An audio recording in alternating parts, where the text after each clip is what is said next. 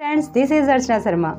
दोस्तों, आज मुझे आपसे कुछ कहना है, आपको कुछ बताना है।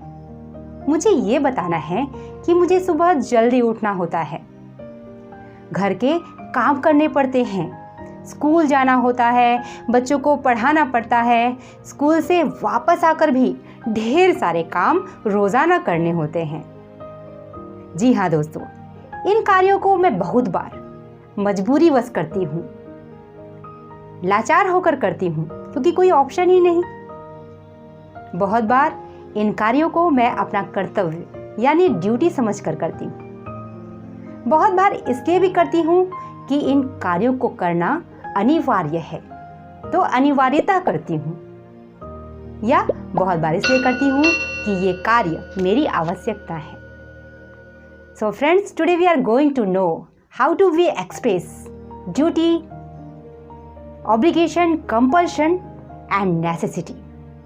आज के इस वीडियो लेसन में हम देखेंगे कि हम किस प्रकार अपनी मजबूरी, लाचारी, विवशता, अनिवार्यता, कर्तव्य और आवश्यकता को एक्सप्रेस कर सकते हैं अंग्रेजी में,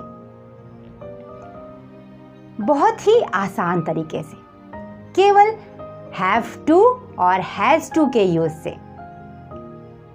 लेकिन दोस्तों, उससे पहले हमें जानना है कि इस प्रकार के वाक्यों के स्ट्रक्चर कैसे होते हैं, या हम इनकी पहचान कैसे कर सकते हैं।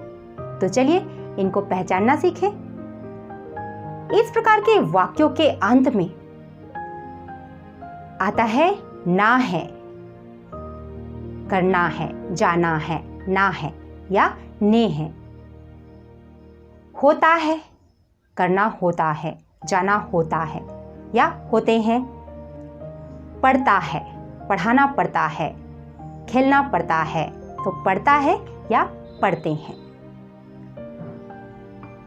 इन शब्दों को देखकर हम आसानी से किसी भी वाक्य में मजबूरी, लाचारी यानी कि ऑब्लिगेशन और कंपल्सन की पहचान कर सकते हैं।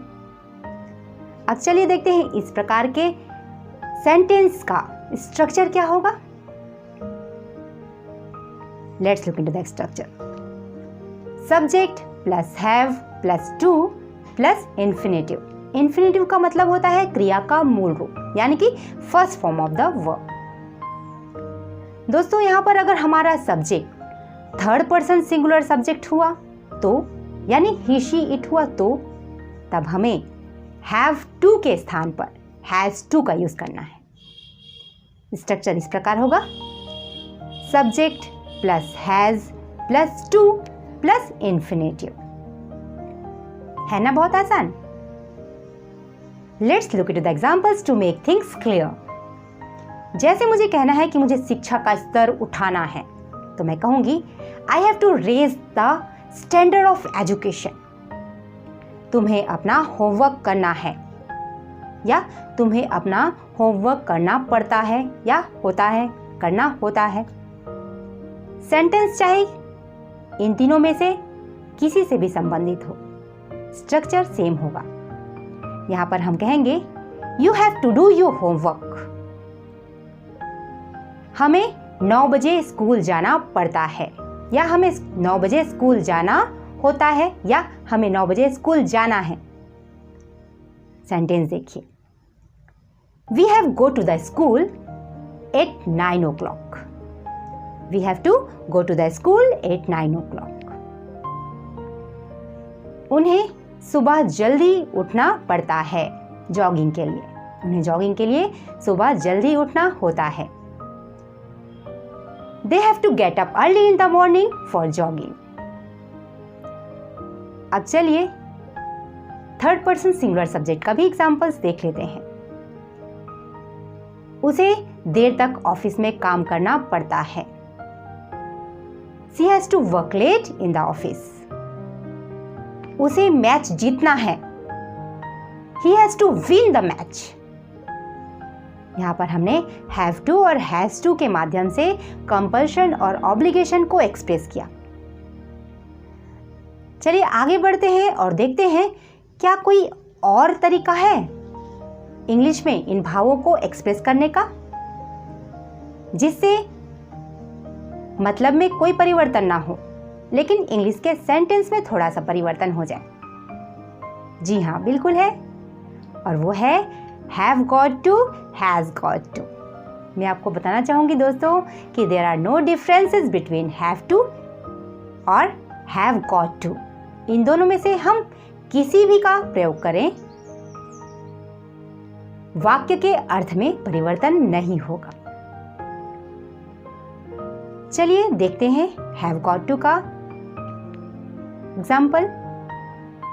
पुराने एग्जाम्पल्स को ही ले लेते हैं। जैसे मैंने कहा कि मुझे शिक्षा का स्तर उठाना है, मैं इसे ऐसे भी बोल सकती हूँ, I have got to raise the standard of education. तुम्हें अपना होमवर्क करना है, you have got to do your homework. हमें 9 बजे स्कूल जाना पड़ता है, we have got to go to the school at 9 o'clock। लेकिन अगर हमारा subject third person singular subject है तो हम हैज गॉट टू का यूज करेंगे। उसे देर तक ऑफिस में काम करना होता है, she has got to work late in the office. उसे टैक्सी चलानी पड़ती है, उसे टैक्सी चलाना है, तब हम क्या कहेंगे, he has got to drive the taxi. तो यहाँ पर हमने हैव टू और हैज टू की जगह पर हैव गॉट टू और हैज गॉट टू का यूज किया और सेंटेंस के भाव में किसी तरह का कोई परिवर्तन नहीं हुआ। चलिए देखते हैं कि कोई और तरीका है जिसके माध्यम से हम ऑब्लिगेशन और कंपल्शन को एक्सप्रेस कर सके। जी हाँ, बिल्कुल है, और वो है कैन नॉट चूज के माध्यम से। चलिए इसे भी देख लेते हैं। जैसे मुझे कहना है कि मुझे खुद खाना बनाना पड़ता है, तो मैं क्या कहूंगी, I can not choose but cook the food my self. उसे कपड़ा धोना पड़ता है, she can not choose but wash the clothes. उसे टैक्सी चलानी पड़ती है, he cannot choose but drive the taxi। इस तरह से हम कैन नॉट चूज के माध्यम से भी ऑब्लिगेशन और कंपल्शन को एक्सप्रेस कर सकते हैं। अब चलिए आगे बढ़ते हैं और देखते हैं कि इनके निगेटिव क्या होंगे। ये सारे तो अफर्मेटिव सेंटेंसेस थे, सकारात्मक वाक्य थे, इनका निगेटिव क्या होगा। और निगेटिव सेंटेंस क्या होंगे, जिनमें कंपल्शन या ऑब्लिगेशन का अभाव होगा और जिन कार्यों को करना हमारी मजबूरी नहीं होगी, हमारी लाचारी नहीं होगी, इन कार्यों को करने की आवश्यकता हमें नहीं पड़ती। इस प्रकार के वाक्यों का स्ट्रक्चर क्या होगा, चलिए देखते हैं स्ट्रक्चर्स। दोस्तों यहाँ पर मुझे बताना बहुत ही जरूरी है कि हम एक ही वाक्यों को 3 अलग अलग ढंग से कह सकते हैं। तो यहां पर मैं 3 अलग अलग स्ट्रक्चर बताऊंगी। Let's look into the first structure.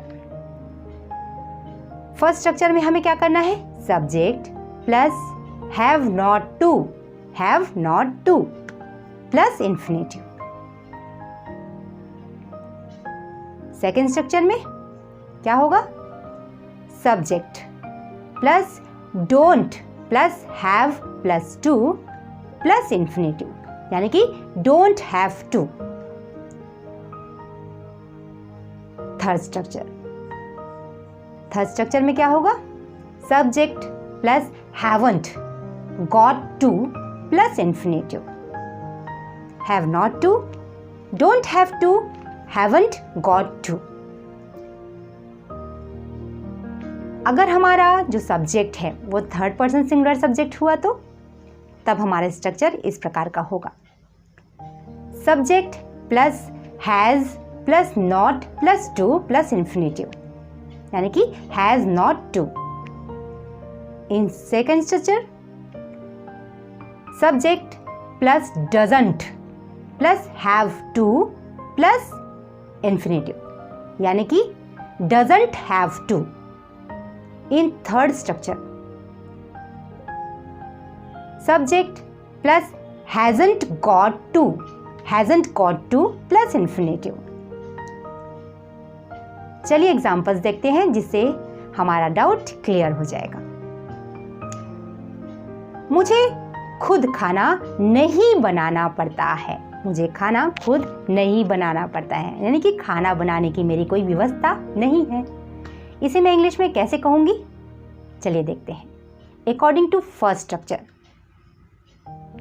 I haven't cook the food myself. I haven't cooked the food myself, according to first structure. अब सेकेंड स्ट्रक्चर के अनुसार हमारा सेंटेंस होगा I don't have to cook the food. I don't have to cook the food, according to third structure.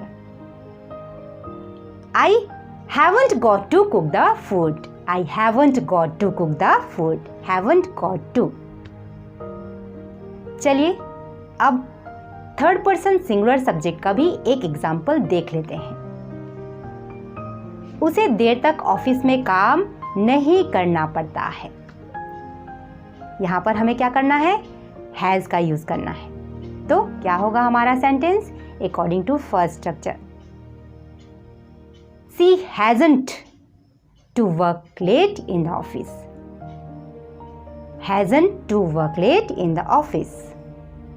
According to second structure, she doesn't have to work late in the office. According to third structure, she hasn't got to work late in the office.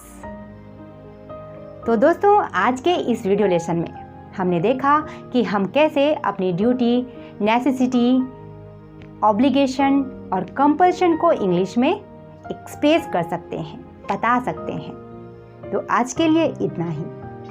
धन्यवाद।